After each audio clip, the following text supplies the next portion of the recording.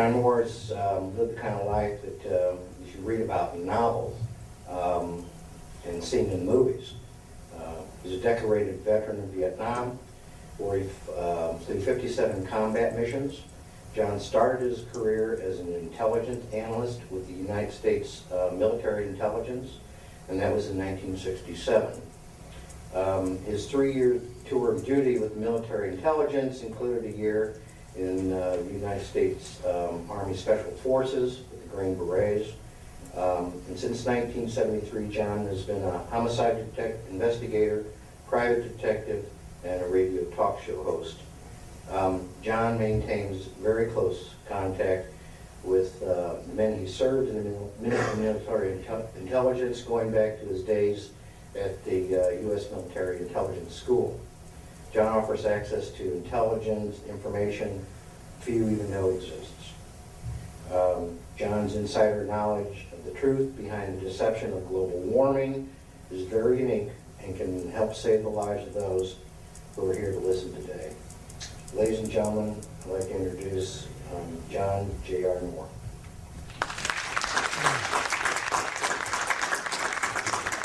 Thank you, John.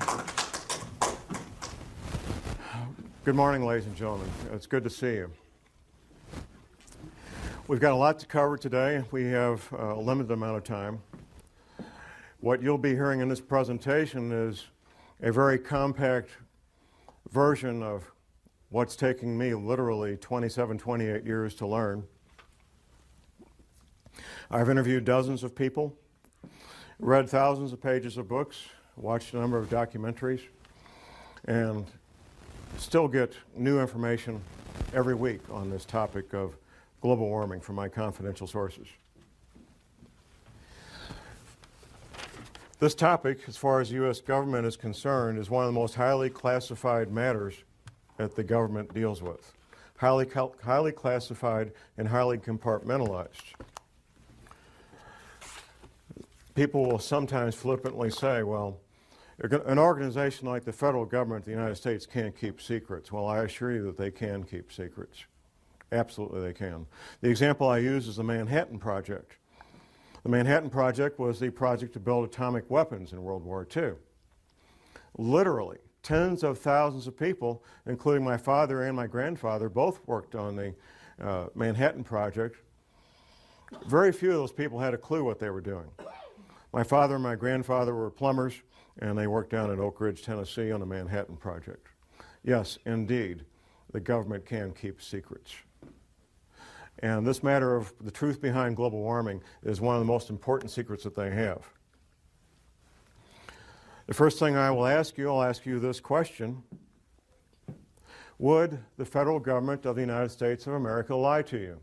That's the response I expect. Laughter. Of course they would. And they have for decades.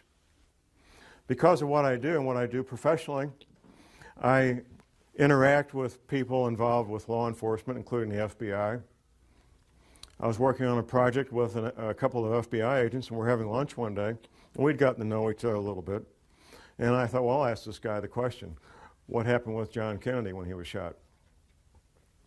Now, the man I was asking this was not just a run-of-the-mill FBI agent. He was a supervisory level FBI agent.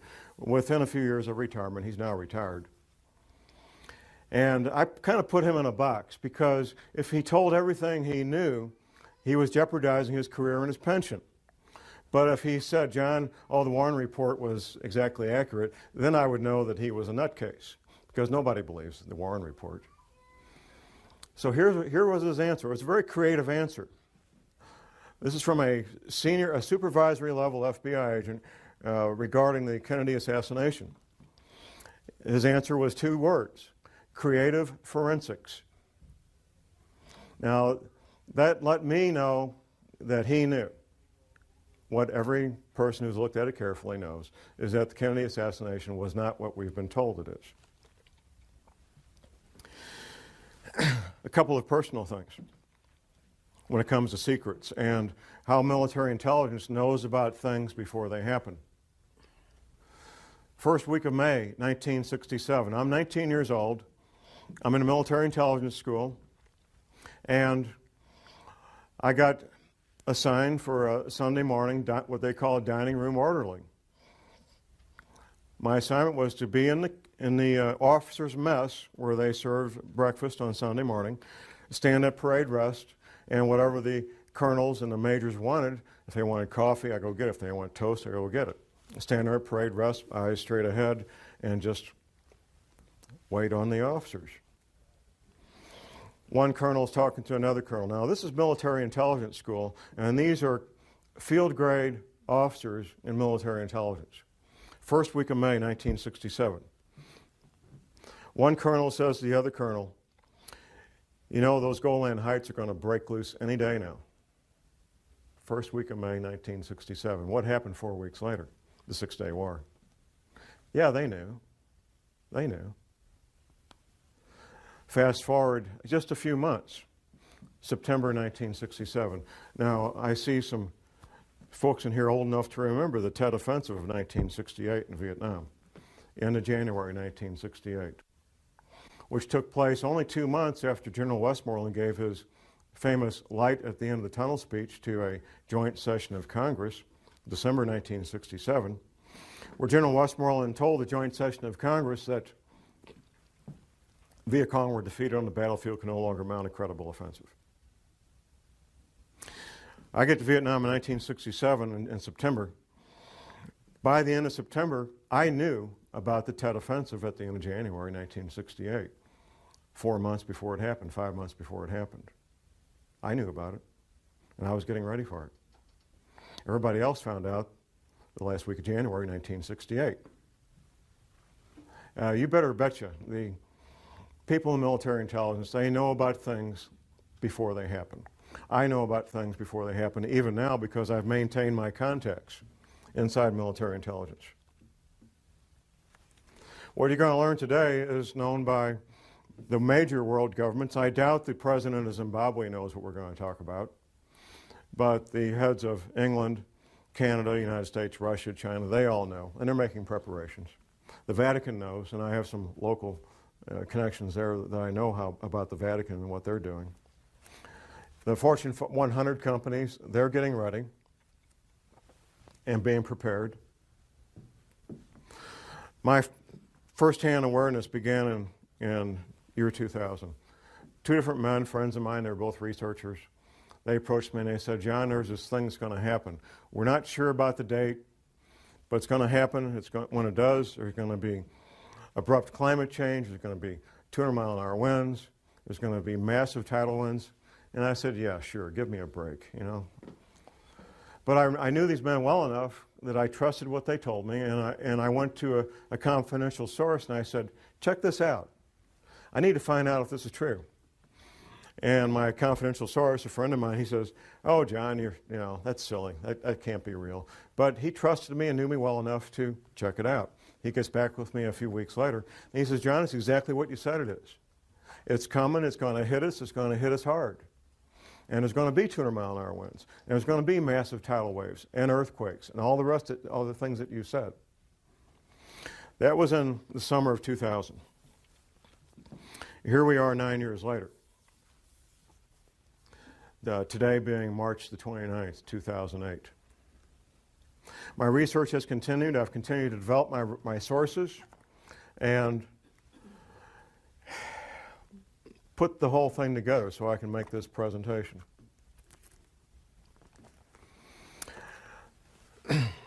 I've got copies in the lobby that I'll make available for anybody that wants it.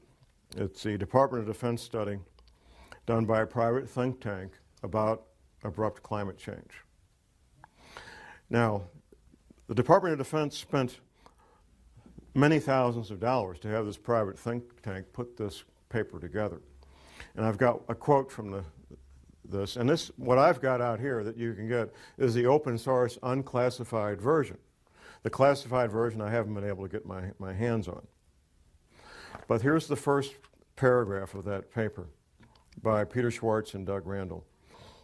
Recent research, however, suggests that there is a possibility that this gradual global warming could lead to a relatively abrupt slowing of the ocean's thermohaline conveyor, that's the Gulf Stream, ladies and gentlemen, which could lead to harsher winter conditions, sharply reduced soil moisture, and more intense winds in certain regions that currently provide a significant fraction of the world's food production. With inadequate preparation, the result could be a significant drop in the human carrying capacity of the Earth's environment. That means people are going to die. That's what that means. Has anybody seen the film The Day After Tomorrow? Anybody? Okay, a few. There's some science in there and some science fiction. If you haven't seen it, I would urge you to get a copy from the library, borrow a copy, whatever it takes. The opening scene is something, it's a dramatic interpretation of what really did happen, which was Larsen Ice Shelf B breaking away from the Antarctic continent. That really did happen. Very dramatic event. Now, some of the science in there is what will be happening in the future with abrupt climate change. The science fiction in that film is what's going to cause it. And the science fiction is human activity creating CO2 greenhouse gases. That's the science fiction. There's 3 characters in that movie. They're oceanographers, and they're on a little island off the coast of Scotland. And quite frankly, they could be anywhere because you can do this from your home if you've got internet access. There's buoys out there in the Atlantic that give 24-hour, 7-day-a-week readings of the ocean temperature. And anybody can do this any place. You don't need to be on a little island off the coast of Scotland. So they're sitting there watching the ocean temperatures off the coast of Scotland.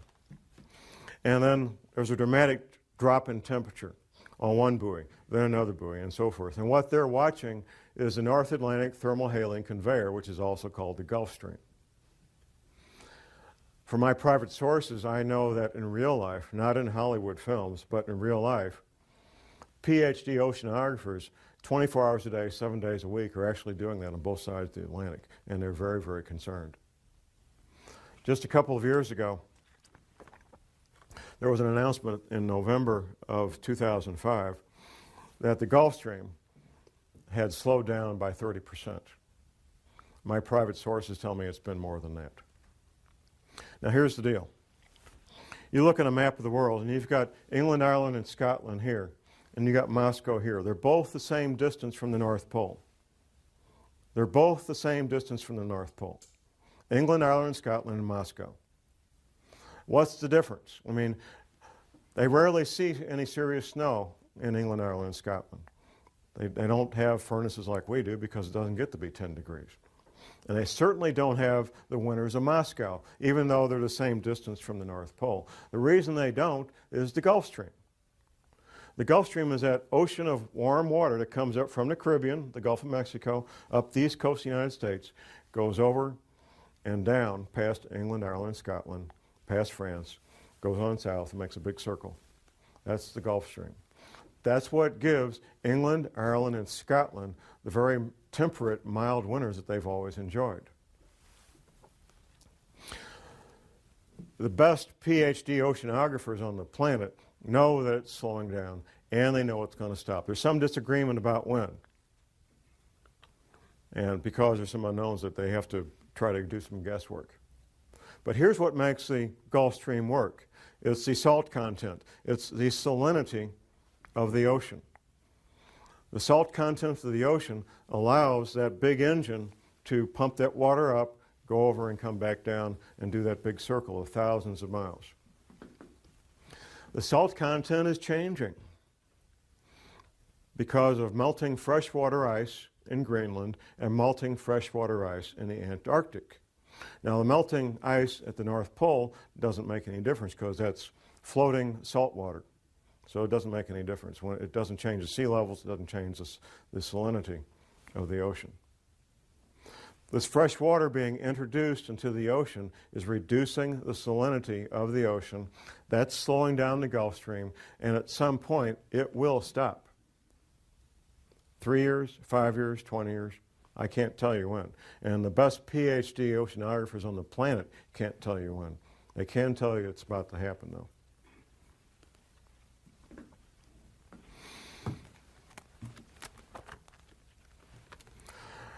And of course, that brings abrupt climate change. What does that mean? Well, it means they have to turn their furnaces up a little bit higher in England, Ireland, Scotland. I wish it was that simple. When you're in the construction business, and I've been around the construction business, my family business was plumbing, you learn certain things. You learn certain things about infrastructure. You learn where the frost line is. You bury pipes below the frost line. And all the pipes in England are buried below what they call their frost line, which is probably 6 to 10 inches, because they don't have any real winters there. The frost line here is 18 inches in Missouri. The frost line in Moscow is probably 2 to 3 feet. So, all the infrastructure in England is built to deal with winters that they're not prepared to deal with. All the infrastructure there. The same thing's happening in Alaska right now. In Alaska, we've got the permafrost melting. All human-made, all human-built infrastructure up there, roads, buildings, bridges, pipeline on concrete piers, is built with an engineering premise. The engineering premise is that the permafrost will always be, guess what, permanently frozen. Permafrost, permanently frozen. Guess what, it's no longer permanently frozen. And the bridges, the roads, the buildings are all starting to do this. In fact, it's become a full-time job on the pipeline to go back to those concrete piers and straighten them back up. That highway that goes from Washington State to Alaska they built in World War II, that was built on top of the permafrost. It doesn't have a foundation like what we have here. As I started tracking this matter of abrupt climate change and rising ocean levels, I incorporated into casual conversations with people I knew and came in contact with. I was having lunch one day with a friend of mine. This friend is a veteran of the U.S. Navy Submarine Corps. And I was talking about what would be causing this, because I did pretty quickly learn what would be causing the rising ocean levels and abrupt climate change. And my friend starts telling me what he heard at a classified U.S. Navy briefing. And he went on and on about how the Navy had told everybody in the submarine corps about rising ocean levels and what that would mean, and why Navy retirees should consider moving to the Arkansas, Missouri Ozarks, because the Navy was telling, and is still telling these men, that the Arkansas, Missouri Ozarks are one of the known safe havens when all these events take place. Later that night, I got home and I was thinking about our conversation, and something occurred to me that hadn't occurred to me while the two of us were together, and it occurred to me that we were talking about the same thing. I was talking about the cause, and he was talking about the effect. At that point, I also remembered a map that a patient of my wife's a chiropractor, had brought in and showed my wife back in the mid-'80s, of what North America would look like after the oceans rose to their new levels. Now, at the time, I thought, this lady needs a tinfoil hat real bad.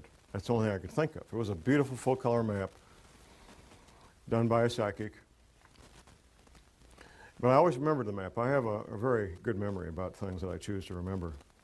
And I thought about this map, and I called my friend on the phone, and I said, I got this map. I want to send it a copy of it. I got a little copy I found on the internet, 4 by 4 inches. So I sent it to him by email. And my friend looks at it, and he says, well, from the Rocky Mountains east, it's very accurate compared to what the Navy showed us, with one exception. Wisconsin's gone on the Navy's map. Wisconsin is still there on Scallion's map, Gordon Michael Scallion, well-known psychic. And from the Rocky Mountains west, it's not even close to what the Navy says, not even a little bit close. So I went ahead and ordered a copy of Scallion's map, a full-size version of it, and I get together with my friend, and he goes over the entire coast of the United States, East Coast, Gulf Coast, around Florida, down to Texas, West Coast on up to Washington. And he shows me in great detail where the Navy said the new shoreline was going to be. He also told me that the East Coast would take damage up to the Blue Ridge Parkway. Now, the Blue Ridge Parkway runs north-south on the east side of the Appalachian Mountains, about 100 miles from the coast. Now, you have to keep in mind, this is not John Moore. This is U.S. Navy in classified briefings telling these men what would be happening in the future. Since talking to my friend, I've also interviewed 3 more Navy veterans. One was an officer in the submarine corps. Another was an intelligence officer from another service assigned to the submarine corps for a 3-year tour of duty. And the third guy was a Navy veteran. Fourth guy, actually. The intelligence officer, he was kind of an unusual way that the two of us got together. A friend of mine, he's a college professor, and I was at his college class on international relations giving a presentation on terrorism.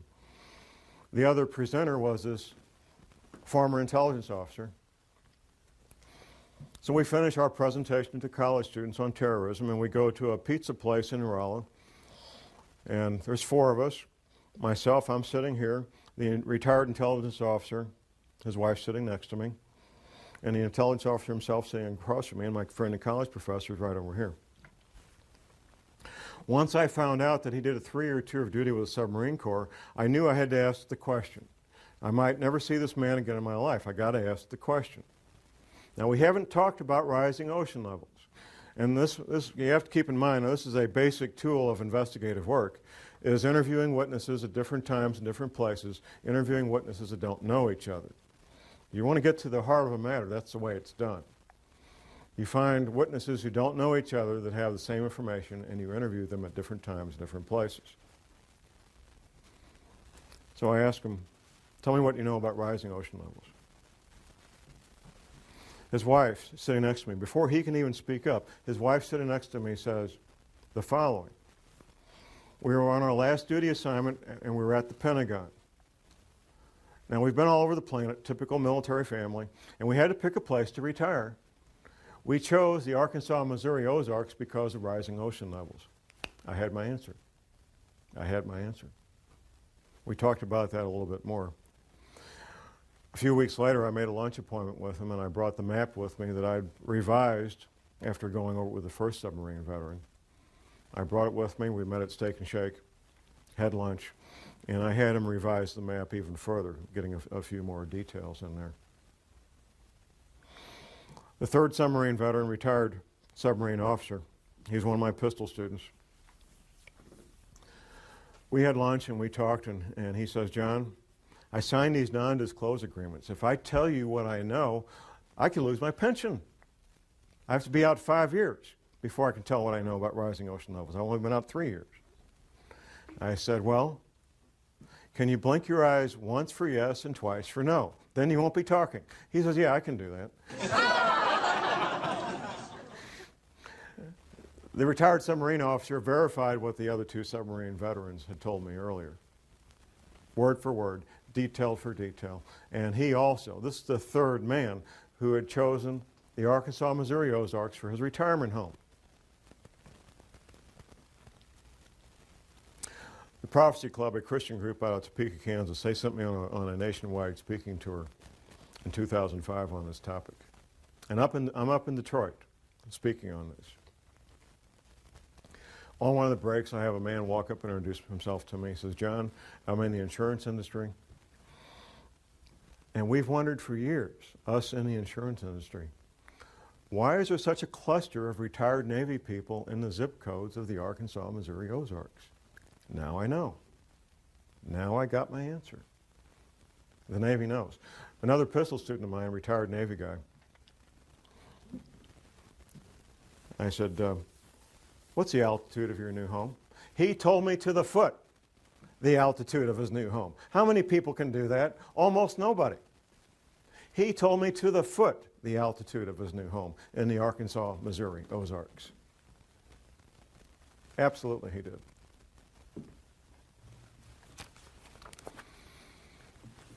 How many planets are there in our solar system? 9? Okay.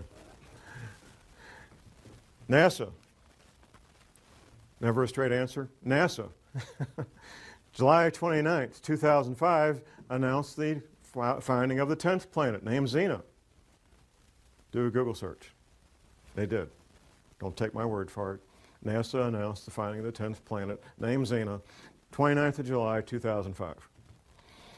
Parade magazine and the Sunday newspaper. It was the front cover of the January 15th, 2006 edition. A friend of mine, I started telling him about these matters in 2004. After the NASA press announcement in July of 2005, he calls me up and he says, "John, you're not crazy. There really is a 10th planet." NASA said so. I said, "Thank you very much."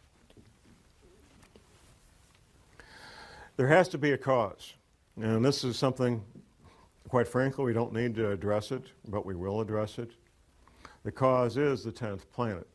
Now, what NASA is calling the 10th planet is not the 10th planet we're concerned about. It's the 10th planet that's referred to in the Bible, also called wormwood. The closer you are to the current equator, whatever that might be, the better off you are when these things happen, if there's a pole shift, because your climate's not going to change all that much. If you're in Miami, Florida, and we have a 20-degree pole shift, you're not going to end up with a really, really bad winter. You're going to have a mild winter. But if you're in Maine and you got a 20-degree pole shift, you could end up with the weather of Siberia real easy. And when this 10th planet comes through our solar system every 3,600 years, it just causes severe problems on our planet. Interacting with the Earth electrically and with gravity both. The back of your paper, no need for panic, there is a number of books cited that you can get from the library or purchase from different authors that talk in great detail about these planetary matters. Professor James McCanney, who is a credentialed scientist, has written a number of books on this. He's a real astrophysical scientist, and he knows about this stuff. I'm a private detective and a researcher. I'm not a scientist. But I can tell you what the scientists say, because I've read their books. And I can tell you what Dr. Velikovsky said, because I've read his books. And I can tell you what the Bible says, because I've read the Bible. And all these things are true, and all these things are in the process of happening right now.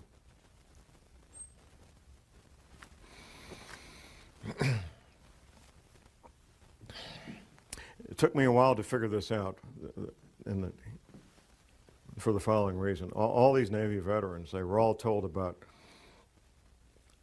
abrupt climate change and rapidly, violently rising ocean levels. And I was trying to figure out, and I finally figured out in the past 12 months, where is all this water going to come from? Because the men that I was interviewing, they were in the audience, like you guys. They weren't the scientists. The Navy just told these men in these classified briefings what would be happening. They didn't tell them how or why. They didn't need to know. But they told them what would be happening. They told them that these oceans would become violent and have massive, violent tidal waves that would wipe out all areas near the coast. Up until last year, I was thinking, oh, melting ice at Antarctica, melting ice at Greenland. But how could it melt that fast? Well, it can't melt that fast, even with what we're going through. It turns out the answer was right in front of me all the time. There's a quote from Velikovsky that I'll be reading here in a moment when we get to it. It turns out that the knowledge is something all oceanographers know, and a lot of people in geology departments in every university knows. There is a bulge of water at the equator. Now we're talking about sea level here. Sea level is measured at Cornwall, England. It's a couple hundred years ago, England was kind of running things when it came to oceans, and they got to pick where to measure sea level, and they measured it at they got a big rock. There's a line there. That's sea level. It turns out that sea level varies as much as 494 feet up and down from that rock in Cornwall, England. Now that's like a 50-story building. I mean, it's a lot of water. And there's a bulge. of literally millions of cubic miles, 1 mile by 1 mile by 1 mile, cubic miles. Millions of cubic miles of water bulge at the equator of this planet. It wasn't common knowledge for John Moore, I found out. It's not common knowledge for most people. It's held in place by two things, the rotation of the Earth and gravity. Anything that changes our true north, our pole, by more than just a couple of degrees will cause that water to be disrupted. And there's a technical term for it, slosh. And there's records locked up in bones and stone of this having happened in the past. Velikovsky talked about it extensively in his books. Talk a little bit about this water damage. You have a map in your handout. Now, from Washington, D.C. to Boston is basically one big city. Since World War II, that's what it's become. One big city. All that's going to be gone. Going down the coast to Atlanta and down to Florida. Florida, the highest point in Florida is on the Panhandle, 55 feet above sea level. Florida's finished, except for a small part of the isthmus, maybe. And that's a big maybe. Gulf Coast, Alabama, Louisiana, Mississippi are pretty much going to be gone. In fact, the new mouth of the Mississippi will be at the current Arkansas-Louisiana state line, a couple hundred miles up from where it is right now. Going down around the coast of Texas, Texas will take damage about 100 miles inland. California will take damage 25 to 100 miles inland, depending on a couple of things, the level of the altitude above sea level and seismic activity. On up the west coast to Oregon and Seattle, all coastal areas being damaged 50 to 100 miles inland. And once again, seismic activity is going to play a big role in what happens. Locally in the Midwest, we have something called the New Madrid Seismic Zone. Once the Mississippi River becomes 50 to 100 miles wide, the U.S. Navy, not John Moore, the U.S. Navy says it will trigger at least 3 9-point plus earthquakes on the New Madrid seismic zone. Southern Illinois will basically be one large swamp. In fact, southern Illinois is already pretty swampy. If you fly over the Mississippi River right now, you can see where the river used to be. You can see where its banks were at one time. A much, much larger river than it is now. Since you volunteered, you're going to get the chance to be well hard about lab rats and guinea pigs. Clyde's going to be our guinea pig here. Its first product is spectricide, insecticide. Now, there's a point I'm going to be making here, ladies and gentlemen, and here's the point. Sometimes secrets are hidden in plain sight. If you can't keep it in the file cabinet locked up, sometimes you have to hide them in plain sight. Now, this stuff will kill all these, pretty much any kind of bug there is. Okay? And it says here, if you swallow it, you should call poison control. That's reasonable, right? Okay. Now, I've got a Q-tip here. Now, if I open this up and would you allow me to swab it underneath your tongue? No. You don't have to swallow it, I'll swab it and then you spit it out. Would you go for that? I don't think so. Okay. I'm scared of that. Okay. This is a smart man here. Now I've got 2 more products in the box there. And they also have insecticide in them. In fact, I'm going to read what the effects are of this. If you get this stuff in you,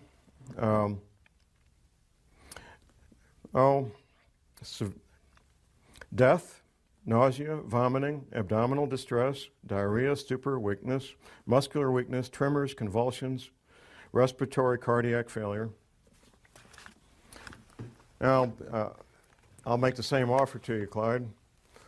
These 2 products here that have this insecticide on it. Just a little swab underneath the tongue. I think I'll pass. You pass on that? Okay. Now, these... I don't trust medicines. Well, this isn't medicine. This is Well, This- I meant some of the stuff is crap. Now, it says right on here, just like the insecticide, it says if you swallow the product, that you should call poison control. Because, in fact, this insecticide in this product, they can't sell it as a separate product as insecticide anymore. It's too dangerous. It used to be. I mean, 40 years ago, they would sell it in pure form for insecticide, but it's too dangerous to even let loose in the environment anymore. But here's the two products right here. Colgate and Crest. Yeah, fluoride. Yeah. Sodium fluoride is one of the most hazardous, one of the most dangerous substances known to man. And it says right on the box, right here, that if you swallow it, you should call poison control. That if you swallow it, you should call poison control. That if you swallow it, you should... Well, what about a little swab under the tongue? Yeah. You already told me you wouldn't do it. No, they get into your system. There's lots, especially for children, there's lots of medications that it says put under the tongue. Because that mucous membrane instantly puts it in your bloodstream. Instantly. Hiding in plain sight. That's the point. Thank you, Clyde. And here's your copy of your book. If I can get it without knocking off everything here. Thank you, sir. We appreciate your help. John. Hiding things in plain sight. That's the point. If you can't keep it locked up in secret, you hide it in plain sight. Colgate and Crest, there's probably more of that toothpaste sold than any two brands in the country. And it says right on the box that if you swallow the product, you call poison control. First time I did this, it was live on the air on a radio show. And it was a live call-in show. This lady calls in about a half hour after I made this little presentation. And she says, John, I went to my medicine cabinet, and it says right on the tube, just like you said, call poison control if you swallow it. Here's a couple of things that are hiding in plain sight to make this point. We've all heard the Catholic Church and the Vatican. Of course, the Vatican and the Catholic Church is a country. A lot of people don't think about it, but it is a country. They have their own postage stamps, for example. The Vatican also has, maybe I should use past tense, they had a library open every working day for centuries, up until July of 2007. Now Rome is, 80, 100 miles from the ocean, from the Mediterranean Sea, but it's not very high above sea level. In July of 2007, the Vatican announced that they were closing the Vatican Library. It had not been closed in centuries. Hiding it in plain sight. The reason they gave, the publicly stated reason, was that we have a structural problem in this building and we got to correct that. We're going to shut down the library. It will be reopened in 2010. By 2010, ladies and gentlemen, it will be someplace else. In fact, it's probably already in the process of being moved. Here's another example of something being hidden in plain sight. And then we have most people in this audience either have internet access or know somebody that does. You put this in Google, CIA in Denver. CIA in Denver, in Google. And you'll find that public announcements from the CIA going back into 2007 that they're moving their entire domestic division from Langley, Virginia, which is about 85 feet above sea level, to Denver, Colorado. Now, the first publicly stated reason was kind of silly, and they got tired of being laughed at, so they stopped stating that. I'll tell you what that is in a moment. What they're saying right now is, quote unquote, for operational reasons. That's the publicly stated reason now. The original reason, we want to break up the old boy network that's been in place for so many decades in the CIA so things will run better. Nobody believed that. That was just too silly. My contacts inside the CIA said, John, we're just scratching our heads. And that's before they got my information. We don't know why we're being moved. They're not telling us. They're not telling us. They're just saying, if you want your career and you want your pension, pack your bags and go to Denver. Otherwise, your career is toast.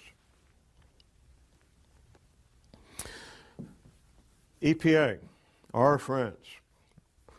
Now, a lot of people make fun of the EPA and hate the EPA, but like most government agencies, most of the people that work there are good men and women with good intentions, including a lot of scientists. The EPA had a library, past tense, until 2007. The library containing the largest collection of cross-reference, important term, cross-referenced articles and manuscripts on man-made compounds and biological agents in the English language. In 2007, it was closed. The EPA library was closed, and it was a number of different locations around the country, closed to even EPA scientists could not access it. Anybody see Al Gore's film, An Inconvenient Truth? Okay, once again, I encourage people to watch this movie. There's some science in there, there's some science fiction. The science is about what will happen in the future, abrupt climate change and rising ocean levels. The science fiction is what's causing it. It's not man-made greenhouse gases, like he says. That's a distraction. And that tactic was decided on many, many years ago, sometime in the late 70s, early 80s, that they would use that as the pretext to keep people thinking things are going to be okay. The science leaves out something, and the science fiction adds something. Al Gore gives a timeline for when these events are going to happen. Abrupt climate change and rising ocean levels. The timeline that Al Gore gives in his movie is the same timeline that the federal government gives out through the NASA Goddard Space Flight Institute. Say that fast 10 times. The NASA Goddard Space Flight Institute, which the Queen, Her Majesty, visited last spring when she was in this country, by the way, because she's got taking a sudden interest in science.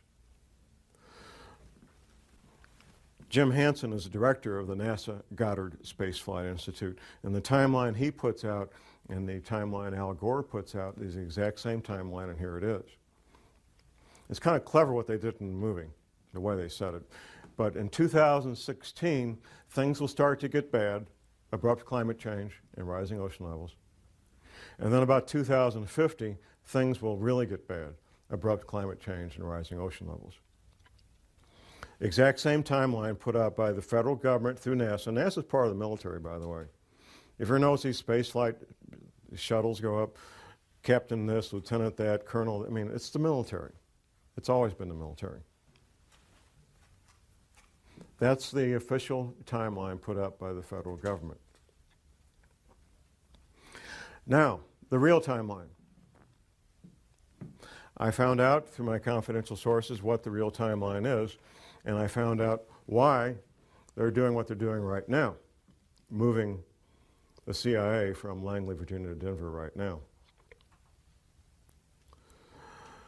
These relocations, which you could call evacuations, are ongoing right now, due to be complete in December of 2009, about 21 months. They're due to have everybody who's part of continuity of government planning. It's not all federal employees. If you work for Health and Human Services, you're toast. There's no place waiting for you in Denver. People in the intelligence agencies, people in certain parts of the military, not all the military. The scientists, the engineers, the doctors that they want to have in these shelters when everything breaks loose. That's who's being relocated, that's who's being sent to these shelters. These shelters are literally hundreds of millions of your tax dollars where people can live and work and have hot showers and pizzas and video movies for years without ever leaving the place and be quite comfortable. There's other things that could be happening in the next couple of years. Those of us who research these matters and share these concerns, we all know that there's multiple agendas proceeding forward, and that what we sometimes refer to as a New World Order, which will be basically corporations running everything, banks and corporations, they fully expect to come out on the other side of this intact. A fellow radio talk show host from my station, he lives down in northwest Arkansas, not far from Walmart headquarters. He says, John, I get plain brown envelopes with no return address sent to me from people that work inside there at middle and upper management levels, giving blueprints of the shelters that Walmart's built for their people. They expect to come out on this. Another friend of mine was working with a Catholic group here in St. Louis. And his job was to help set up military-grade radio communications between the Vatican group in St. Louis and the Catholic group in St. Louis, and the Vatican. Military-grade two-way communications. We're not talking 10-4 good buddy CB stuff. The real military-grade radio communications. The agendas of the people that control the world, the international bankers and the Fortune 500 and so forth, is to have a planet with far less people on it than there is now, either inadvertently through these earth changes or by design, through World War III, a flu pandemic, or severe economic collapse leading to societal disruption, or all three happening at the same time.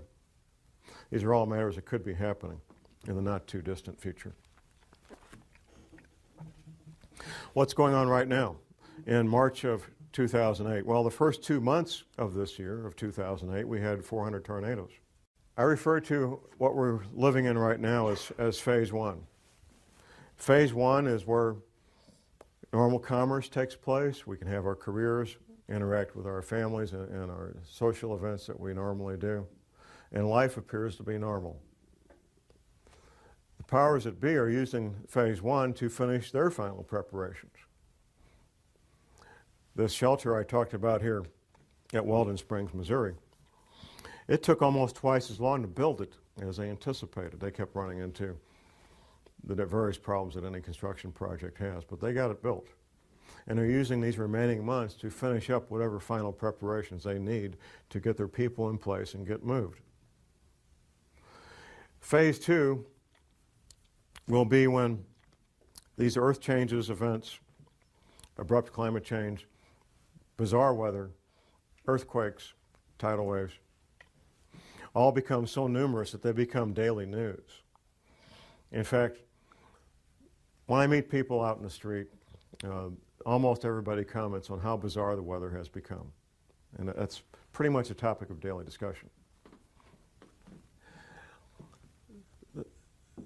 The government, the powers that be, will claim that these bizarre weather-related events are related to global warming. And when they're happening, that we need to start cutting back on our creation of CO2 greenhouse gases. In fact, on the way in this morning, I heard that we had our first ever, today, we had our first Earth Hour. In Sydney, Australia, we had our first Earth Hour where they turned off the lights in Sydney, Australia for 1 hour to get people to think about global warming. Since I've been watching these matters the past 9 years, I watched it incrementally become a bigger and bigger media event, up to the point where Al Gore got the Academy Award for Best Documentary in 2007. Then it was like, we're off to the races.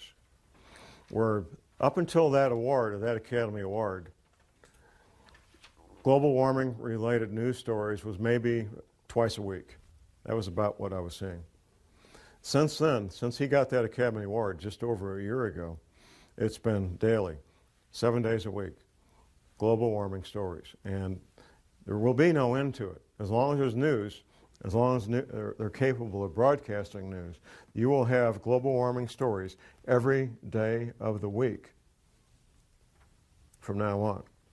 As these events become more severe, you're going to hear more and more men with lab coats from NASA talking about global warming being caused by human activity and that it will be better and everything's going to be okay, so you can go back to your baseball games and go back to work Monday morning. Things are going to be fine. That's phase 2. Phase 3 will be a relatively short period of time. It may be a matter of a few days, maybe a week. It won't be long. At some point, people will realize that things are very strange and very dangerous, and they'll start doing things they normally wouldn't do. Say, for example, you're a professional, self-employed, or you have several people working for you. Half the people in this country work for small businesses. Many of the owners of those businesses are financially well off that they could lock the door and never go back. They love what they do, and that's why they go to work every day. I've heard any number of people tell me, they say, John, the government doesn't want to create panic. That's why they're concealing this. No, the government's not concerned about panic. What the government's concerned about is business owners making very rational, very logical decisions that I'm locking the door and I'm out of here. No panic whatsoever. That's what they're fearful of, because that would shut down the economy if enough of them did it. They want to keep these people in the dark as long as possible. A friend of mine, a gentleman I've known since 1970, 38 years, I made an appointment with him about 3 years ago because I consider him a very dear friend, and I wanted to warn him about these rising ocean levels. I won't use his real name. I'll say his name is Billy Bob. So I make an appointment to meet him in a coffee shop, and I drive 2 hours one way to meet him in this coffee shop.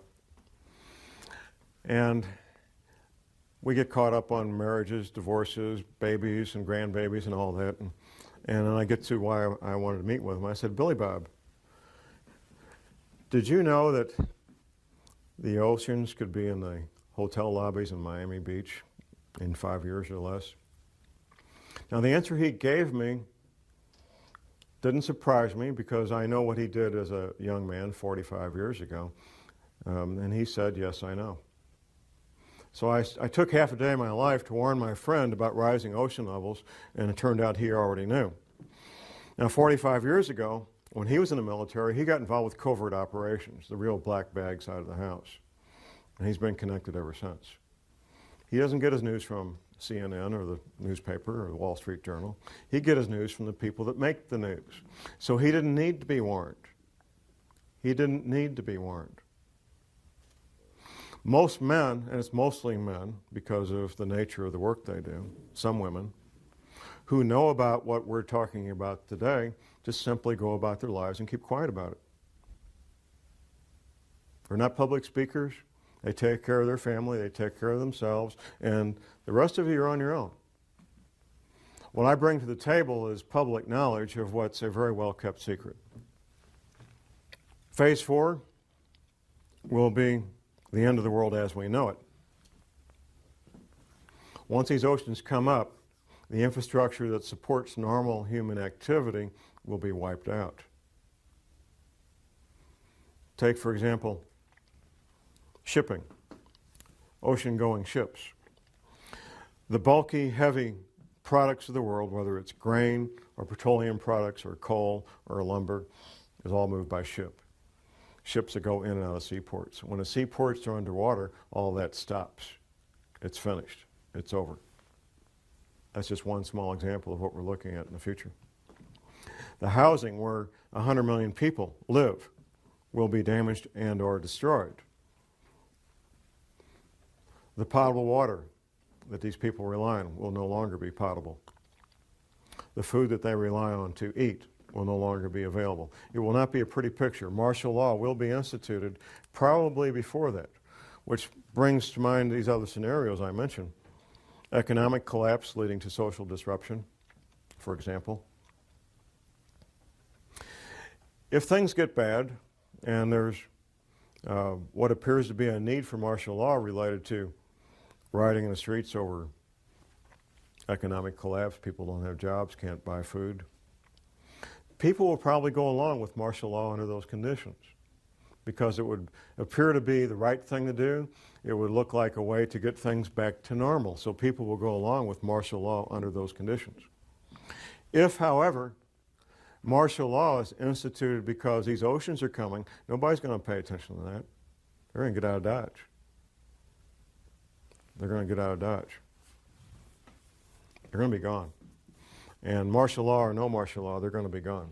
If martial law is instituted and there's a lockdown before that, then we'll have a better chance of maintaining martial law. I've lived under martial law for a year in Vietnam. What are you looking at? You're looking at curfews. The curfew could be from 10 o'clock at night to 6 a.m. The curfew could be 24 hours a day. They're under 24-hour curfew right now in parts of Iraq, I understand. Restrictions of sales of firearms, ammunition, and alcohol. Rationing of fuel, rationing of food, potable water rationing, possibly rationing of electricity. We've seen that in Iraq a lot, depending on what's going on.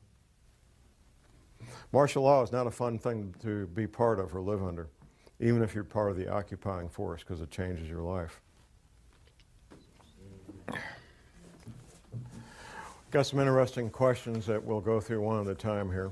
It was pointed out to me that I talked about the evacuation timeline, but didn't talk about the timeline about when things would be happening. The original evacuation timeline was to be complete December 2010.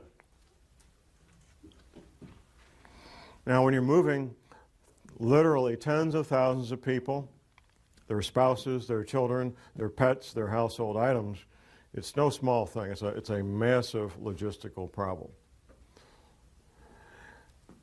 And one of the problems the government has is that this object, this 10th planet, has been acting like a comet, and it's coming up from the south, which is why we can't see it. It's coming up from the southern hemisphere, from the South Pole. It's been speeding up and slowing down. That's what a comet does. When it gets a tail and starts interacting electrically with our sun, it starts speeding up and slowing down. Well, they discovered they had to move up everything to be complete by 2009, by the end of 2009. It's not a specific date as in March the 1st or July the 10th or anything like that. It's not a specific date. It's a time frame.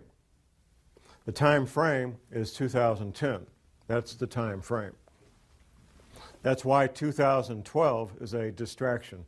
Those of us who were involved with the preparations for Y2K, who were observing and watching what was going on, we noticed that almost nobody did anything until 1998. And then in 1999, when most people did something, whether it was buy a case of bottled water or whatever it might have been, or extensive preparations, that was done in 1999. The government knows this as well. So that's why they've pushed these dates on us of 2012 and then later in the century, because they want to distract people. There was a question about Weldon Springs possibly being a prison. That's one of the more frequently heard comments in the metropolitan St. Louis area. Is that what they built underground there as a prison? Well, I've been to many prisons professionally, interviewing people incarcerated in various prisons. And you don't build prisons underground. It's way too expensive. Underground construction is 2 to 4 times as expensive as above ground construction. You don't build prisons underground. And everything at Weldon Springs is underground, so I assure you it's not a prison. The Navy says, as far as ocean levels, the Navy says these oceans will come up over a period of about 30 days. Once these events get in motion, these water levels, these oceans, these tsunamis, tidal waves will take place over a period of about 1 month. There was a question about the United Nations Biodiversity Project in the Ozarks and wildlands programs and different things. There's lots of agendas overlapping and seemingly at odds, but not necessarily at odds once you look at them more carefully. The powers that be want Africa, for example, to be a continent with almost no people to pretty much become their playground where they can recreate and observe the animals in the wild. And it's rapidly headed that direction between disease and war. Any place where people can survive and live independently, they want to control it. That's, in my opinion, the reason behind all the attention being given to the Ozarks and these United Nations biodiversity projects that they got going on.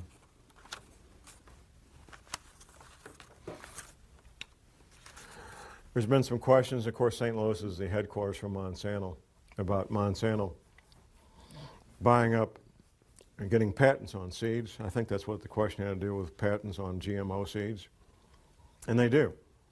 There has been farmers prosecuted, not prosecuted criminally, but sued civilly for inadvertently having genetically modified seeds blow into their fields, and they inadvertently have plants growing that they didn't buy the seeds for. It's a pretty crazy thing. Altitude. The Navy says that everything 100 feet sea level and below will be completely destroyed. The Navy says everything at 400 feet and below is at risk of being damaged and or destroyed. But there's more to this. There's how close you are to densely populated areas. Now, the Appalachian Mountains, for example, in North Carolina and so forth, would be highly desirable places to be if it wasn't for being so close to literally tens of million people who are going to be hungry and without potable water and without electricity. That's what makes those areas undesirable, even though they will be safe in terms of geology and rising ocean levels. There was a question about money and keeping money and so forth. If you're watching what's going on with the dollar, now this is March of 2008, you might be watching this video a year from now, 6 months from now. The American dollar is in severe crisis and is at risk of no longer being the reserve currency of choice for the countries and the major banks of the world. Dollars, if you call dollars money, you would be well advised to maybe be looking at something else for money to store up value for future use, possibly gold coins, possibly silver coins, to store up a lot of value in a compact area, compact space. Before, however, I would get gold coins or silver coins, I think I would look at other aspects of preparedness, and that's why I want to focus on the final part of this presentation is preparedness. On my radio show, I told my audience in the summer of '06 that I would no longer focus on the geopolitical matters. I'm with Republic Broadcasting, and they have a number of excellent talk show hosts that talk about the geopolitical matters nationally and internationally all the time quite well. That John Moore would focus on preparedness. So let's look at the stepping stones, the building blocks of preparedness. First of all, and most important, is spiritual preparedness. I'm not ashamed to admit that I am a born-again, Bible-believing Christian. I know from interviewing and studying what happened in World War II that our American POWs who were incarcerated in POW camps in World War II, our American POWs who had strong spiritual beliefs, were far more likely to survive what went on in these POW camps than those who did not. Eating the same food, having the same medical attention, doing the same work, wearing the same clothes, living in the same buildings. Those who had a strong spiritual foundation were far more likely to survive those conditions. We know that for a fact.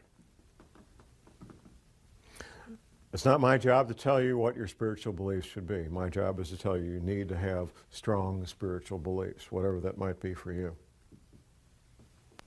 Next comes skills. And there's a lot of skills I'm going to advocate. I'm going to look at my list here so I don't miss any of my list of skills.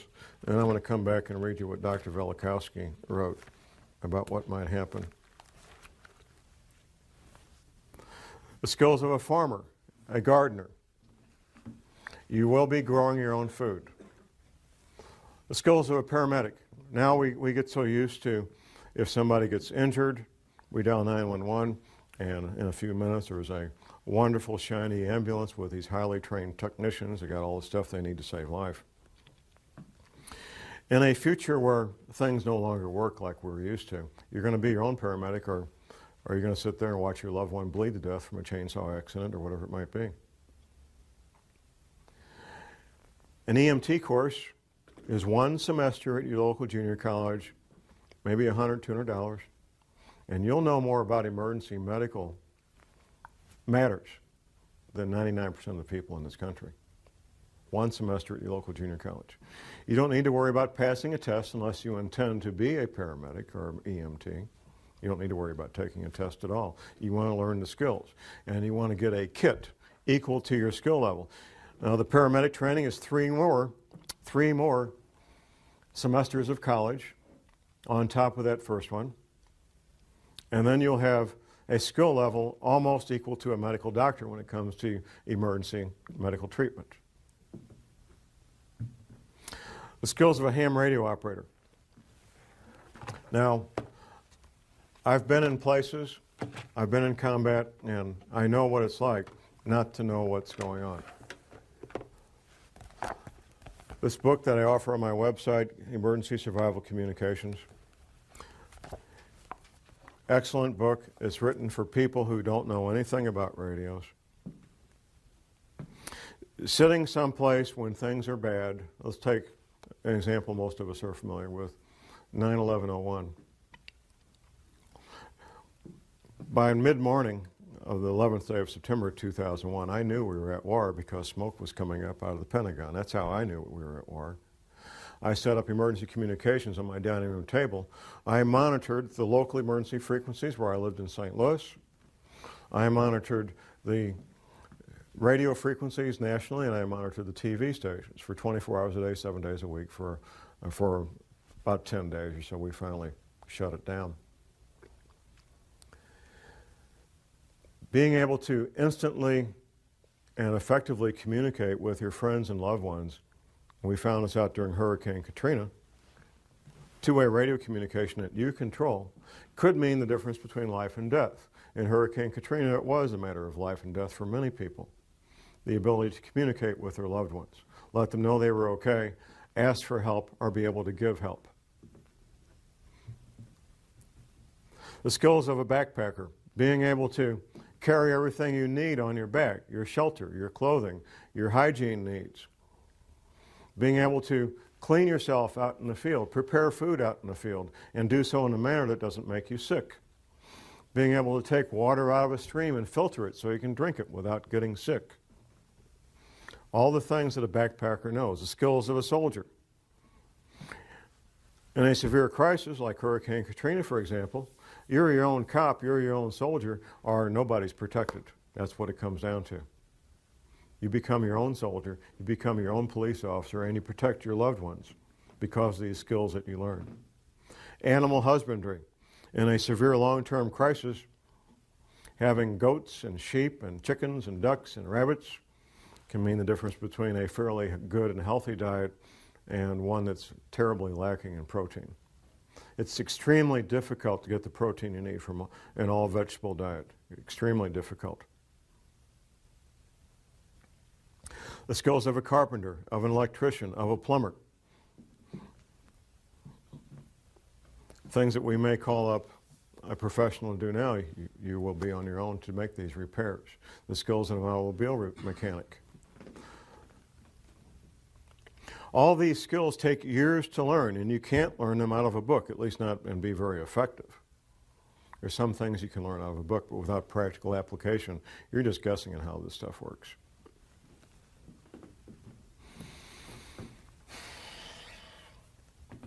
Where do you live? I've had a number of questions during our breaks about where safe areas are. The Arkansas, Missouri, and Ozarks are one of the known safe havens. That's basically the bottom third of Missouri, not counting the Boot Heel, and the top third of Arkansas, not counting northeast Arkansas. That flat area where they grow rice. That's not considered part of the Ozarks. It has Altitude, it's well above sea level, averaging 800 to 1,000 feet above sea level, some places a little lower, some places a little higher. A moderate winter, at least for the time being. I hope that continues. Good growing season as a consequence of that. Plenty of water, no shortage of water at all. And distance between where you will be and major metropolitan areas. The two largest metropolitan areas being being St. Louis and Kansas City. A friend of mine, one of the submarine veterans, lives in Mountain Home, Arkansas, very near the Missouri border. He says, John, we have all these people from Chicago moving down here.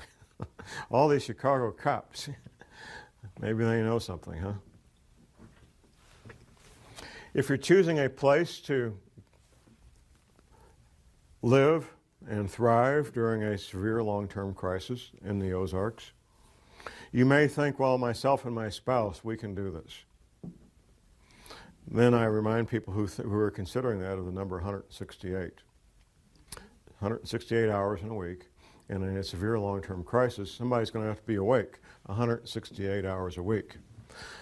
Because no people can do that, I suggest that at least 6 adults come together and decide to shelter as a group. I also suggest that people have at least a 2-year supply of food. Professor McCanney, in one of his books, his 60-page pamphlet about surviving Planet X, he mentions the possible future need, to establish a new calendar. It goes something like this. If there would be a pole shift, it would change the seasons, it would change the calendar. In fact, within recorded history, the calendar has changed from 360 days to 365 days. This has happened in the past. If it changes more than 3 or 4 weeks, though, here's what could happen. You could plant your seeds at the wrong time. If you plant your seeds at the wrong time and you can't go to the grocery store to get food, this could be a life-threatening situation. So you need to be able to know when the time to plant is so you don't plant at the incorrect time and end up losing all those valuable seeds. That brings to mind another matter that's in plain sight, the seed banks that are being built. There's some notoriety earlier this year in 2008 about the seed bank opening up in Norway. As close to the Arctic Circle as you can get and still have what might be considered normal human activity built into the side of a mountain. A seed bank where they can store all the seeds from all the plants on the planet, apparently. So they're hiding that in plain sight. Now I need to go back to Dr. Velikovsky's quote here. Dr. Velikovsky was a medical doctor, and he wrote several books about these matters. And he was hammered on mercilessly. One of the things Dr. Velikovsky did was reconcile calendars, like when you reconcile your checkbook. And it's the nature of professionals in all professions not to talk to people who don't do what they do. You know, lawyers typically don't talk to doctors, and archaeologists who study Egypt don't talk to archaeologists who study China. And nobody had ever done this previously. And it's not easy to do, reconcile calendars from these ancient cultures. Dr. Velikovsky made an observation. There is a passage in the Bible. The Israelis are having this battle, and they need a few extra hours to win this battle. And guess what? They got a few extra. Their day was a few hours longer. You know the quote, Jim. I don't know the quote, but I know. The incident, right. Now, typically when we study the Bible, if there's something we can't understand, we just say, well, God's just trying to make a point. You know, this really didn't happen. That's what we do. Up until fairly recently, that's what we had to do with the incident with the Israelis fighting this battle. Well, God was trying to make a point that he had the power to do this. It really didn't happen. Well, it turns out we now know scientifically how that could happen, and the only way it could happen. For the Israelis to get 3 or 4 hours more daylight, the only way that can happen is for the planet to roll over in space, giving those extra 4 hours. Here's what Velikovsky said. Well, If the sun didn't set over the Sinai Desert when it was supposed to, on that date, and he had the date because the Israelis had calendars and they wrote it down, that's a pretty important deal. I mean, you know, if you're Moses and something important happens, you tell the scribes, hey, write this down. This is important. So they had written records and they had a calendar. Velikovsky said if that happened over the Sinai Desert, then the sun must not have come up in China the next morning when it was supposed to come up. And the Chinese had scribes, the Chinese had calendars, and guess what? The sun didn't come up the next morning when it was supposed to.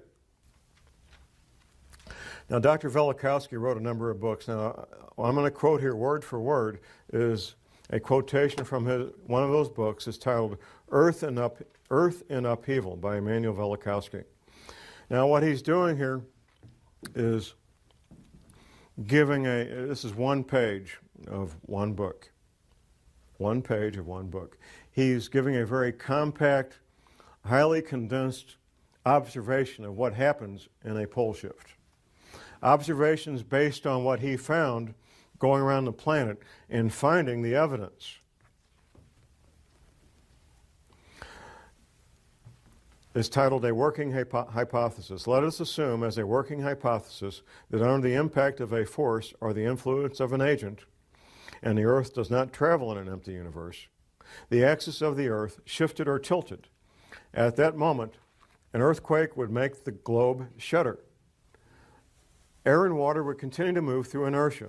Hurricanes would sweep the earth and seas would rush over continents, carrying gravel and sand and marine animals, casting them on the land.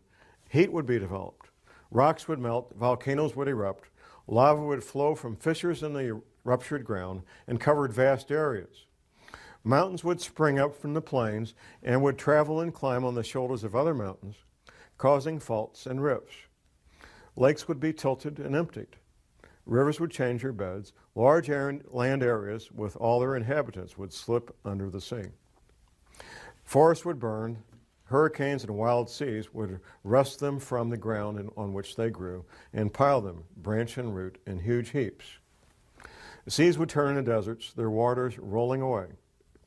And if a change in the velocity of the Earth's rotation, slowing it down, should accompany the shifting of the axis, the water confined to the equatorial oceans by centrifugal force would retreat to the poles, and high tides and hurricanes would rush from pole to pole, carrying reindeer and seals to the tropics and desert lions into the Arctic, moving from the equator up and down the mountain ridges of the Himalayas and down the African jungles, and crumbled rocks torn from splintering mountains would be scattered over large distances. And herds of animals would be washed from the plains of Siberia. The shifting of the axis would also change the climate of every place, leaving corals in Newfoundland and elephants in Alaska, fig trees in northern Greenland, and luxuriant forests in Antarctica. In the event of a rapid shift of the axis, many species and genera of animals on land and in the sea would be destroyed, and civilizations, if any, would be reduced to ruins. It paints a pretty bleak picture, and hopefully that won't be what we're in for. I can't stand here and prognosticate exactly what we're in for. I can tell you for a fact that the federal government has been spending hundreds of millions of your tax dollars getting ready for this since at least 1979, at least. That the Fortune 100 companies, or at least many of them, I don't know which ones, but many of them know about this. The major governments know about this and are making preparations. China and Russia both know about this and they're taking what precautions they think are important and need to be done. There's a lot of people and a lot of entities that know about this. Now, the 2 DVD sets I've got out there talk a lot about preparation in the general sense of the word. There's a lot of overlap in preparedness. If you're prepared for a major earthquake, you're pretty much prepared for anything. If you're prepared for a major terrorist attack, you're pretty much prepared for anything. But there's some differences that we're going to cover right now about dealing with what we're looking at here.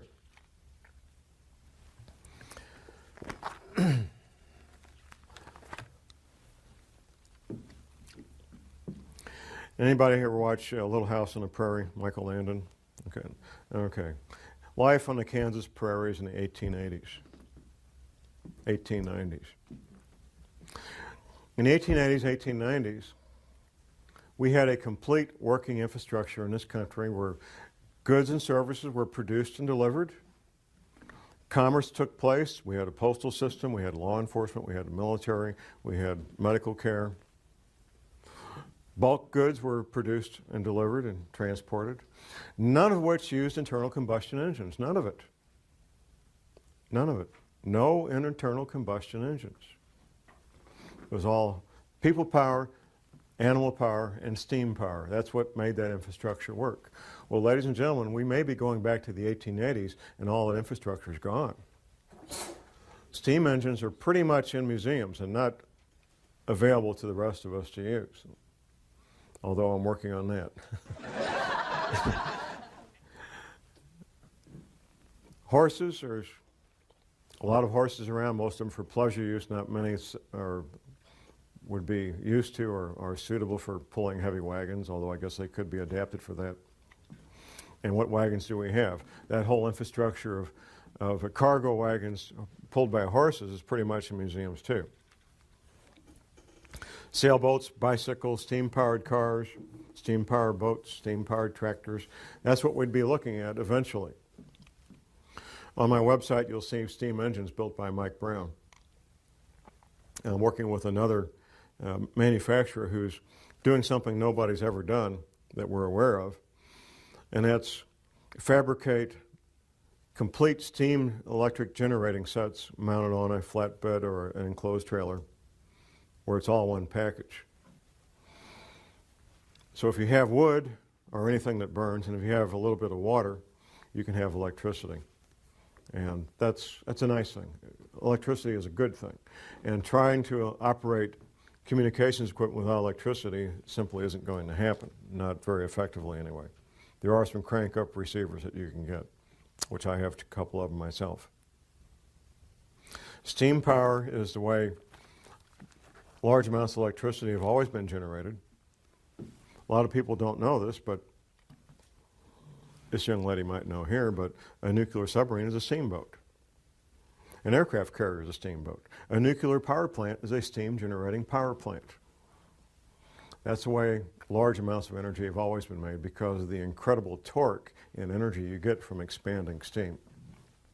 So that's hopefully will be available soon, where people can get access to steam energy and steam engines. We already can get the engines, but the boilers are the hard part, and the man I'm working with in Minnesota is working on getting these boilers ready to go, and we're right at the cusp of being able to offer those.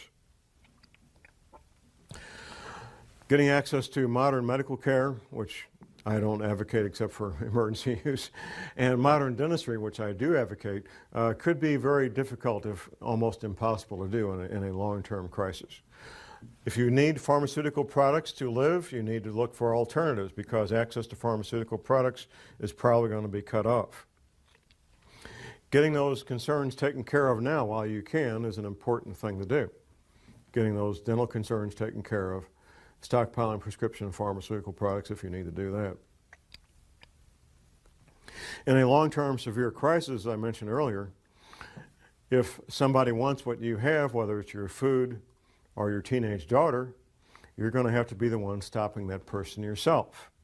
That means learning to use firearms and be good with them, being prepared to use deadly force to protect your loved ones. All right.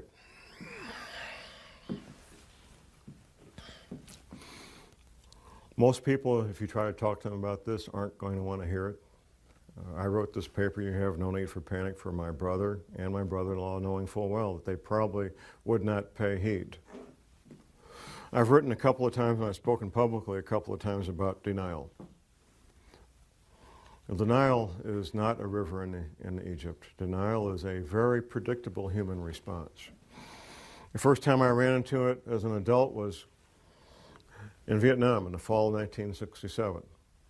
I mentioned earlier that I was knowledgeable and preparing for the Tet Offensive I knew was coming. Now, if you can imagine, ladies and gentlemen, I was in a small unit, psychological warfare. We had maybe 80 guys. Most of these guys were doing stuff like making the trucks run, running the printing presses, administrative things, and so forth. There was 4 of us that worked in intelligence, 4 of us out of those 80 men. Imagine you're working with a guy who has access to privileged and classified information, and he tells you that we're going to be attacked. And you know, because you already know it, that you don't have enough ammunition, you don't have enough food, and the guy you're working with tells you, you better be stocking up on extra food, you better be stocking up on extra ammunition. And that's what I did. I told the men I worked with, I said, guys are going to hit us, they're going to hit us hard with everything they got. The Army's not taking care of us. The Army's not providing us extra food. The Army's not providing us with extra ammunition. You need to be doing this yourself. In September, October, November, December, I'm telling these men the same thing. Almost none of them paid heed. A few did, most didn't. That was my first introduction to denial, and my first awareness that people don't want to hear bad news and they're not going to act on bad news. And I can tell the people in this audience, and I can tell the people watching this movie, that most people you talk to are going to respond the same way. Even though you give them the evidence, even though you can show them the printout from Google, the news articles that the CIA is moving half of everything they've got from Langley, Virginia to Denver for no apparent reason. No reason that they're willing to talk about anyway. Operational reasons, all right? Tens of millions of dollars to move these people from Langley, Virginia to Denver, Colorado. One of my sponsors on my show, he, well, actually it's my only sponsor at the moment, he sells freeze-dried food. And he was talking to one of the larger, if I mention the name, you would instantly recognize it, one of the larger manufacturers of freeze-dried food in the country. In fact, they may be the largest, I don't know. This was about 6 weeks ago. This is the end of March 2008. So this would have been early to mid-February. And here's what one of the largest manufacturers of freeze-dried food told my friend about 6 weeks ago. Governments, plural, not singular, governments, plural, have come here in the last week or two and bought everything we've got. Everything. Our entire inventory. Anything you want from now on, freeze-dried guy, will be a 6 to 8 week back order minimum, and we can't even promise that. Last minute preparations. There was a story in the news just in the last week about a country storing up tons of corn in a cave, of all things. I guess they don't have silos where they are. In fact, I know this country, and I know they don't have silos. We're seeing some unusual last-minute preparations taking place, and they're happening right now. If I had a better timeline, I would give it to you. I'm not sure anybody has a better timeline. The timeline we know of is enough for me. Knowing that we'll get through 2008 pretty well and most likely make it for 2009 pretty well, that's okay for me. I'll take that 21 months and run with it. Absolutely I will.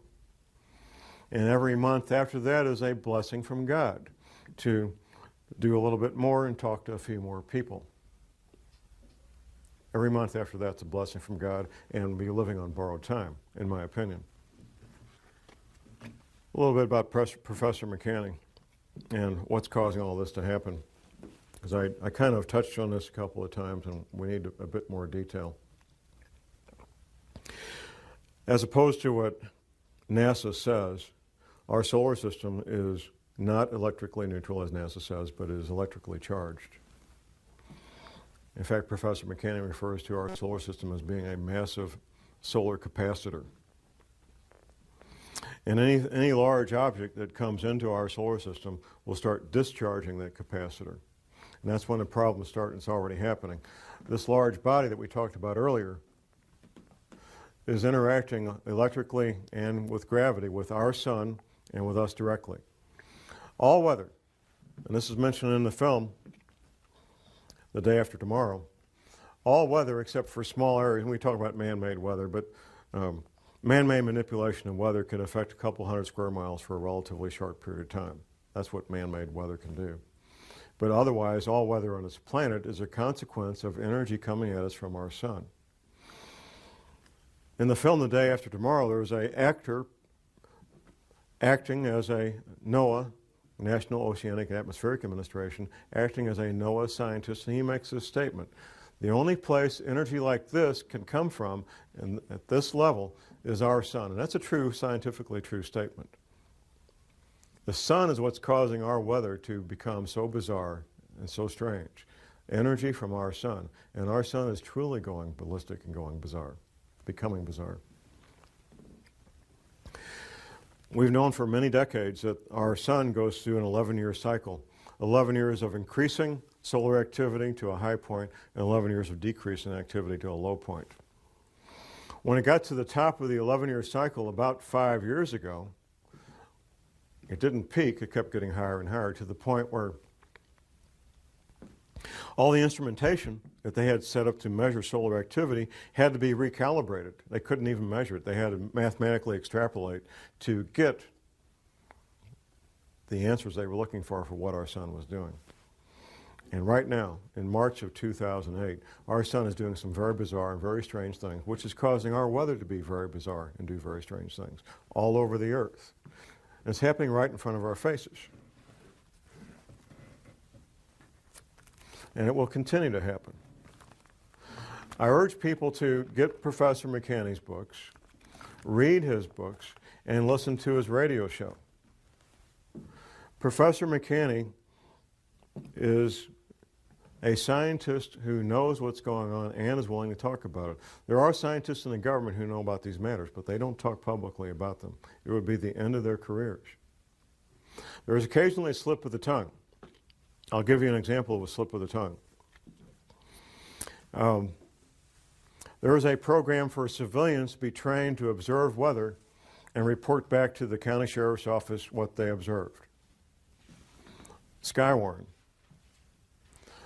Now, a lady friend of mine, she's an electrical engineer, she took the Skywarn class in St. Louis County in the fall of 2006. This was just after Hurricane Katrina. And during a break, this NOAA scientist, they're young, 36 or so year old scientist, he's out there in the hallway on this break. And a lot of talk about hurricanes because we just had a major hurricane. And he made this statement: just wait till you start seeing these hurricanes forming over land. Whoa, hurricanes don't form over land. You can't graduate from weather school and become a meteorologist and even think that or believe that. My friend tried to ask a follow-up question.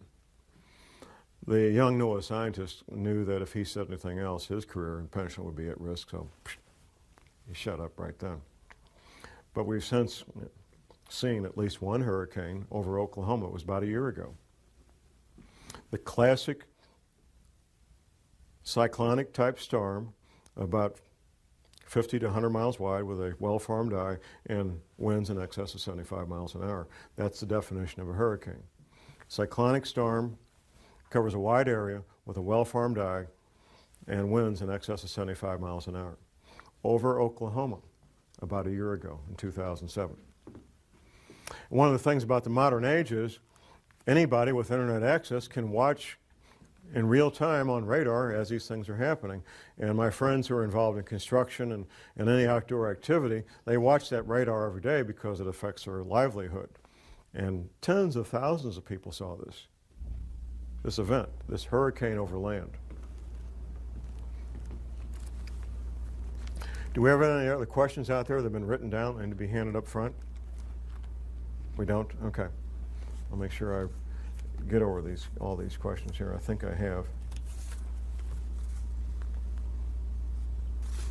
Altitudes of safe places. I've touched on this several times, but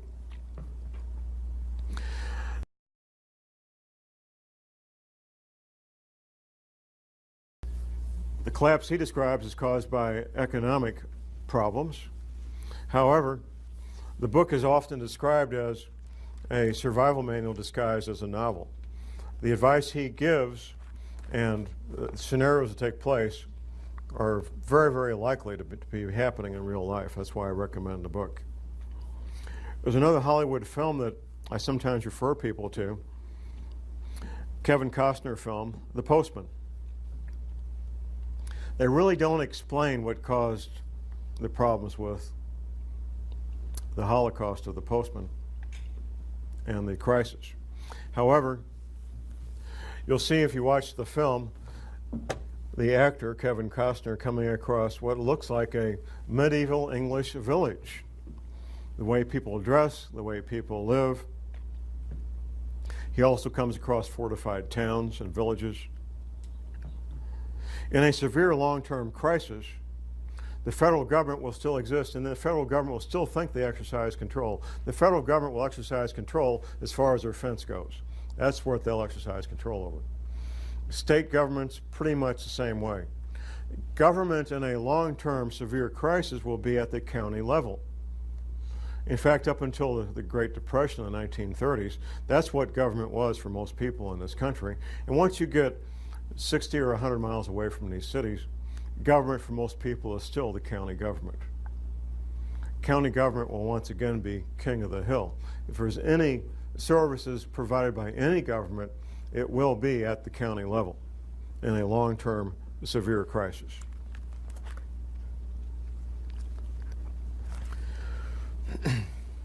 Something I need to mention, and it's in my article, No Need for Panic, is the I-35 corridor. Typically, the public arguments go one of two ways. There's a Chamber of Commerce argument that the I-35 corridor, which goes from the Mexican border to Canada, will be good for commerce and good for business. There was a patriot community argument that it's going to be foreign contractors, it will hurt our sovereignty, and it will be bad for America. What neither side is talking about, why are they building this thing in the first place? Why are they building a 10-lane highway and 2 rail lines and fiber optics and pipelines in the first place? Why are they doing it? That's not addressed publicly. I believe I know the answer. The reason they're building it, and they are building it right now, is because they're going to need it. The reason they're going to need it is because existing infrastructure that moves heavy, bulky goods is going to be broken, damaged, and destroyed. Right now, that part of the country, by the way, is grain country. Corn, soybeans, and wheat. It's the most productive farmland on the planet. There's nothing else that even comes close. Those heavy, bulky items, corn, wheat, and soybeans, a lot of it's moved right now by trains and by barge, river barge. Well, if the train rails are disrupted and broken, if the rivers are 50 miles wide, you don't have locks and dams on rivers 50 miles wide. They're going to have another way to move the heavy, bulky items through this country. And that's why they're building it. They're building it because they're going to need it. That's why they're building it. They're building it because they're going to need it. They're going to need it because existing infrastructure is going to be broken, damaged, and destroyed. I want to talk a little bit more about communications because it is so essential, and I have to keep coming back to this. Using professional-grade two-way radios is not like picking up your cell phone. It isn't. There's things you have to learn and things you have to know if you want to use and be effective with professional-grade two-way radio communications. A lot of people are hesitant to get one more government authority in their back pocket, and I don't blame you. I don't like to do that either.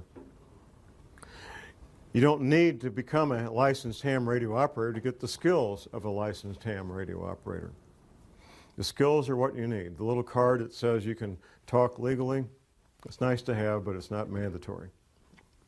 I urge people to get those skills and to find people who have those skills to network with them and get the training necessary so you can get the equipment and be effective and be able to talk to your loved ones, and they can tell you they're okay, you can tell them you're okay, and one can ask the other for help if and when you may need that help.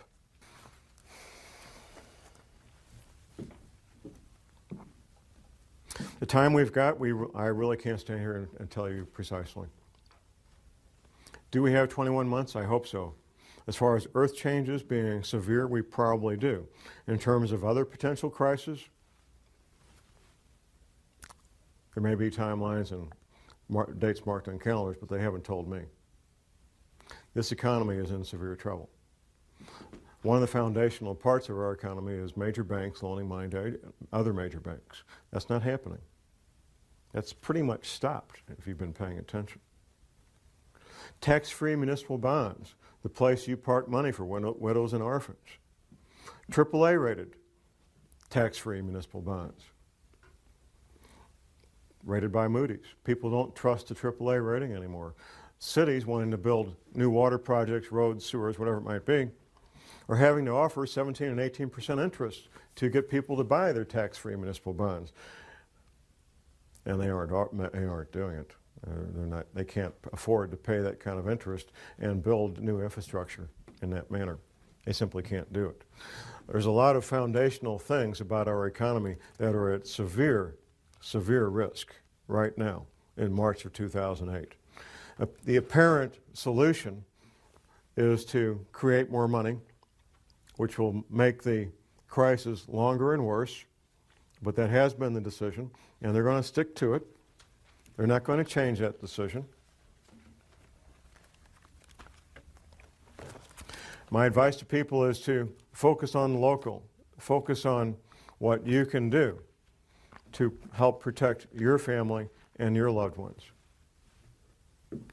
I get people calling me on the radio, on my radio show all the time, asking about little hints here and there about what will help make their family safer. Should I move here? Should I move there? Well, you folks need to make your own decision about what's going to be safe for you. I'm not going to make that decision for you. Even if you bring me in as a private consultant, I won't make that decision for you. I will tell you what the possibilities are. I will tell you what to look out for, and then the decision is up to you as to what you'll be doing, how you will do it, why you will do it, how much money you're going to spend. Under normal conditions, under normal circumstances, it takes about a year from the first time you say, Mr. Contractor, I want to make an appointment with you, until he hands you the key that you can move into your new home. Whether it's an earth-sheltered concrete home or a regular home out here in the suburbs, it's typically about 1 year. So that's your window. And after that, no matter how much money you've got, it will be very, very difficult to get anything done in less than a year. Granted, money talks. That's an old saying, and there's a lot of truth to it. I know some of these contractors that specialize in these monolithic concrete domes and earth-sheltered homes, and they typically have a backlog of 6 to 8 months of homes to build, because there aren't that many of them doing it. Point being, ladies and gentlemen, whenever you folks are out there watching us tape in the future, if you have the financial resources and want to build something, you need to figure on about 12 months from the time you make that first call until the time the contractor hands you the keys and you're ready to move in. There's websites on the handout there, no need for panic, listed at the back. Mr. Rawls, the author of the book I mentioned, he has a website, Survival Blog, and we're going to include some of these websites on the tape here at the end so people can watch them. Survivalblog.com. Excellent website. I highly recommend it. The radio station that I'm on, Republic Broadcasting, has a number of talk show hosts that deal with all kinds of topics. The man on the show before mine on Sunday evening, Sunday afternoon, focuses on preparedness. We have other talk show hosts to talk a lot about health-related topics and, of course, the geopolitical matters. There's a lot of education you can get from listening to talk radio. And I urge people to get as much education as they can in the time that remains. There is a story, and I'm not sure if it's true or not that it matters. And shortly after John Kennedy came to office, he got a private audience with the Pope. And that's publicly documented and well known. It's believed that the Pope revealed some secrets to President Kennedy at that meeting. Because when President Kennedy came back, he started implementing executive orders that had to do with preparedness. Of course, at the time, we were just coming out of the Cold War, and people thought it was Cold War related. Made sense at the time. The Vatican and the Vatican Library has records going back millennia, literally millennia. There's a belief, and it's based on some evidence, and we've all heard this story, about the ancient library at Alexandria, Egypt, and how the Romans burned that library. There's some evidence that when the Roman government did that, that they took all the valuable stuff, the books on engineering, mathematics, medicine, they took all that back to Rome. And what they burned to heat the Roman baths for months was the books that nobody cared about, old tax records and a bunch of stuff that had been laying around for centuries, literally. They burned that stuff up. Roman government has had an intelligence service like all governments do. They took it back and they kept it. And when the Roman government was about to collapse, the Vatican government took it over, took custody of all those documents from the library at Alexandria, Egypt. And they've had them ever since. They've known, because they've had the records, what was coming at us, both from the Bible and from other written records of other cultures. They've known what was coming at us. And they apparently warned, President Kennedy about what was coming at us. And whether it was because of the Cold War or because of what he learned from the Pope, President Kennedy began implementing the emergency preparations at the federal government level back then in the early 1960s. And those preparations have continued to this day. Back in the mid to late 1990s, there was some public attention to shelters being built by the Russians. And it didn't make any sense. Well, the Cold War is over, the Soviet Union's collapsed, we got democracy in Russia. Why are they building these shelters that could house tens of thousands of people in the Ural Mountains? They're literally cut the middle of a mountain in the Ural Mountains. Why are they doing that now? It didn't make any sense. Well, now it makes sense. They need to shelter their people too. It's the nature of any large organization to want to take care of their own people. And the Russians, of course, are doing that as well. Talk about the Chinese a little bit. The maps I've seen of what Asia will look like after these ocean levels come up show China losing a substantial part of their agricultural land, the land that they grow food on to feed more than 1 billion people. They're still going to want to do that, even though they've lost all that land. There's a very good possibility, and once again it's backed up by evidence. A friend of mine who's still active in the military, he got on a Black Hawk helicopter at MacDill Air Force Base. This is very recently, the last 3 or 4 years. Flew across the Gulf of Mexico to Mexico, to the country of Mexico, and got off the Black Hawk helicopter at a Russian military base in Mexico. My same friend, when he was in Bosnia, he was a liaison with Spetsnaz, the Russian Special Forces. And he says, John, these guys, they speak English with a neutral Midwestern accent, they train with American uniforms, and they brag about confiscating firearms in Bosnia as practice for what they'll be doing in the United States. There is evidence that both Russia and China fully intend to invade the United States and capture the heartland, the grain-growing area. The grain-growing area will be largely unaffected by these earth changes unless Yellowstone blows its top, which that would take out about 1/4 of it, more or less. Otherwise, the grain-growing area of this country will be largely unaffected, and that's still very special. It's still very important. The ability to have hundreds of thousands of acres that can grow corn, wheat, and soybeans. Extremely important. The information I'm getting from private sources tells me that both the Russians and the Chinese are doing the logistical planning, the logistical stockpiling that I'd be doing. If I was planning an invasion, I'd be doing exactly what they're doing. Pre-positioning supplies in Mexico and Canada. That appears to be exactly what's going on. As we all learned from watching the first Gulf War, it took the better part of a year to move in all the logistical things that we needed to fight a war, and then about a month to cycle the men in these large transport planes. So that's what they're doing, ladies and gentlemen, based on the information that I'm getting from my private sources. I don't know what else I can tell you. I've answered every question that I'm aware of. If more questions come up, you've got my phone number on the front of my article there, no need for panic. I am reachable for private consultations. I do a radio show 2 hours a week on Republic Broadcasting from 4 to 6 p.m. is my current time slot on Sunday afternoons. My passion is to help people be safe. I've seen the consequences of not being prepared. I've seen violent death firsthand. I've smelled the bombs. I've seen the bleeding bodies. I've heard the screams of the people dying in agony. And it's not a fun place to be. My passion is to see people be safe. And I'll do anything I can to help people be safe and be prepared. That's my passion. That's why I'm up here doing this. And with that, I will ask that God bless you all and that God bless this country. And thank you very much.